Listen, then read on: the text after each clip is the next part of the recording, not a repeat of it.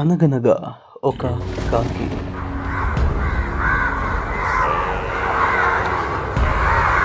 గాయత్రి, నా కర్చీఫ్ ఏది అని అనుకుంటూ తన భార్య దగ్గరికి వెళ్ళి కర్చీఫ్ ఏదని అడిగితే తన భార్య కర్చీఫ్ ఇస్తుంది. అది తీసుకొని అనిరుద్ బయటికి పని ఉంది అంటూ వెళ్ళిపోతాడు. కొంత దూరం బైక్పై వెళ్ళిన అనిరుద్కి సడన్గా కిందకు పడి యాక్సిడెంట్ అయిపోతుంది.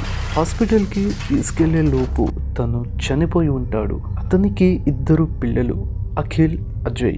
వాళ్ళు 10-11 సంవత్సరాలు కలిగి ఉంటారు. ఇంట్లో వాళ్ళందరూ చాలా ఏడుస్తూ ఉంటారు. అలా కొంత సమయం గడుస్తుంది.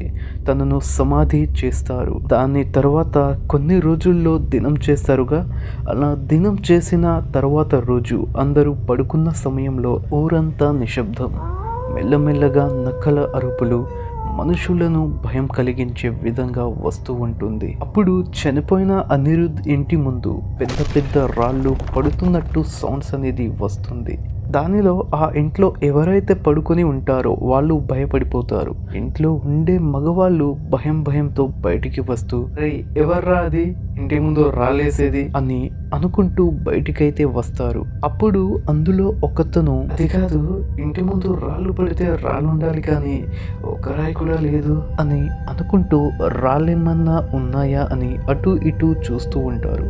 వాళ్ళు చూస్తూ ఉన్న కొంత సమయం తర్వాత ఏమీ లేదు అని అనుకుని ఇంట్లోకి వెళ్ళి డోర్ వేసుకున్న వెంటనే బయట 2 మాట్లాడుకుంటున్నట్టు సౌండ్స్ అనేది వస్తాయి. వాళ్ళు అది విని అలాగే డోర్ దగ్గర నిలబడి వింటూ ఉంటారు. అలా మాట్లాడుకునే వాళ్ళల్లో ఒకరి గొంతైతే అనిరుద్ధుదే అన్నట్లు క్లియర్గా వాళ్లకు వినిపిస్తుంది. ఒక్కసారి డోర్ చేసి చూద్దాం అని వాళ్ళు అనుకున్న సమయంలో డోర్ని పట్టుకోగానే వాళ్ళ డోర్కి తాకుతూ ఒక చెట్టు విరిగి పడిన సౌండ్ అనేది వస్తుంది.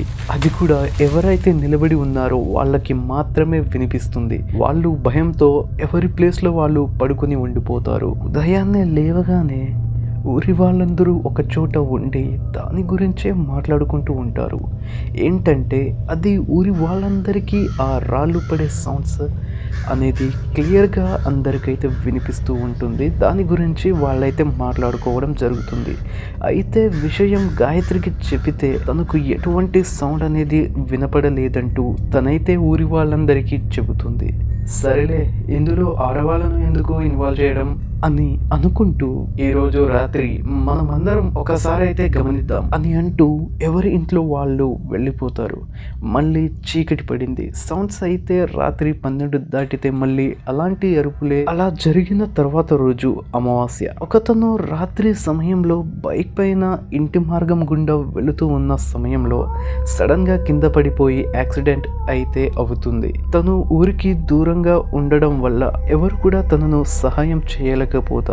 కానీ ఎవరో ఒకరు వచ్చి తనను హాస్పిటల్ తీసుకెళ్లే లోపు తనైతే చనిపోయి ఉంటాడు. ఎలాగంటే సరిగ్గా అనిరుద్కి యాక్సిడెంట్ అయ్యి తనైతే ఎలా చనిపోతాడో అలాగే ఊరి వాళ్ళందరూ సరిగ్గా అనిరుద్కి యాక్సిడెంట్ అయిన ప్లేస్ నుంచి కొంత దూరంలోనే ఇతను కూడా చనిపోయాడేంటి అని ఆరోపణలుగా మాట్లాడుకుంటూ ఉంటారు ఊరి వాళ్ళు. ఇలా ప్రతి నెలలో వచ్చే అమావాస్య రోజుల్లో సరిగ్గా ఆ ప్లేస్లోనే ఒక్కొక్కరుగా చనిపోయి ఉంటారు.